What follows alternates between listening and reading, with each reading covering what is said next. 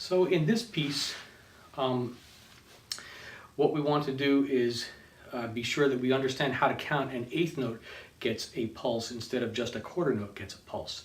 So in the first measure, we have a C and an A flat and an E natural, and instead of counting them as 1, 2, 3, we want to count it as 1, 2, 3, 4, 5, 6.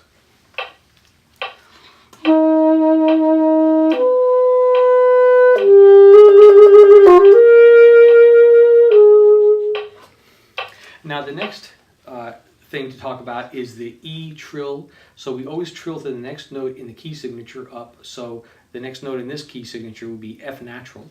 And then we have to put in some grace notes. So what I recommend is first play the passage without a trill, without a grace note. Take both of those away.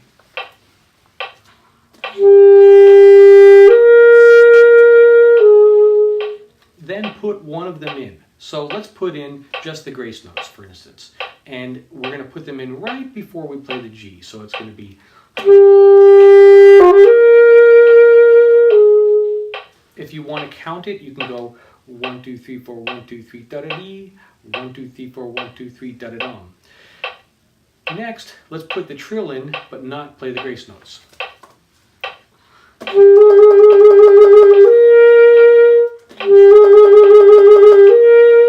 So what we're practicing with the trill is counting. So you practice doing the trill and counting your two counts for that E. When you feel like you can do that well enough individually, then I would say, and by the way, I meant to say this earlier, make sure that you sing these things through with your metronome also. So, or da da da dee. So when you can sing them through and play them individually, then go ahead and put them in together. The next part, the 30 seconds, make sure they're played 4 to every pulse. Now on the saxophone, we have this little key here, and what I do is it's called the biz key, and you play this first key, the B key, and the biz key together, and that's a B flat. There is also a 1, 2, and this bottom side key is also a B flat. And then we also have 1 and 1 here, that's a B flat. So I would say that for the flat keys, F major, B flat major, E flat, A flat major, this is a very good, this biz key is very handy to use. And then the other one that's very common and you should all know is the 1, 2, like playing an A here, and then the side key. That's a very common one, and you should be very familiar with that one and this one. And the last one, the 1 and 1, we use once in a while, not all the time. So we talked about grace notes, we talked about trills, and in the third line, the first measure, that little squiggly sideways S is called a turn or a gruppetto, and the way I play that is I count that on the upbeat of 1. So I go 1, dee dee dee dee dee, and so I make my D flat come in as an upbeat. So 1 da da da da da dum.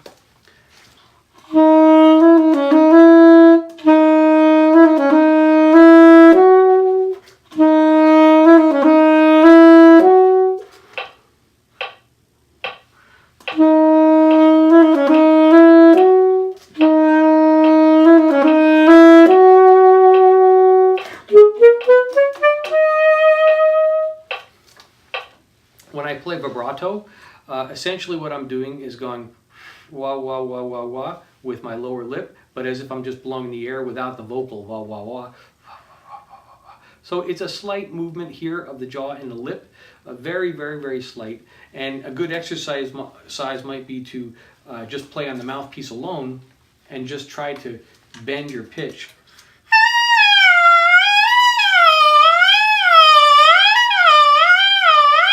And if you can start to mess around bending your pitch,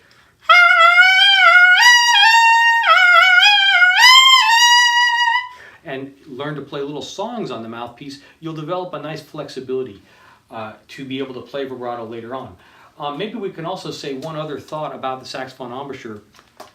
The way I think of the saxophone embouchure is to basically think of the beginning of the letter V. And I say the beginning because when you say V, that part, what you're doing is you're touching your lower lip to your lower teeth. V. And now, and we don't need a tight chin, but the corners need to be firm enough that the air is not going to leak out.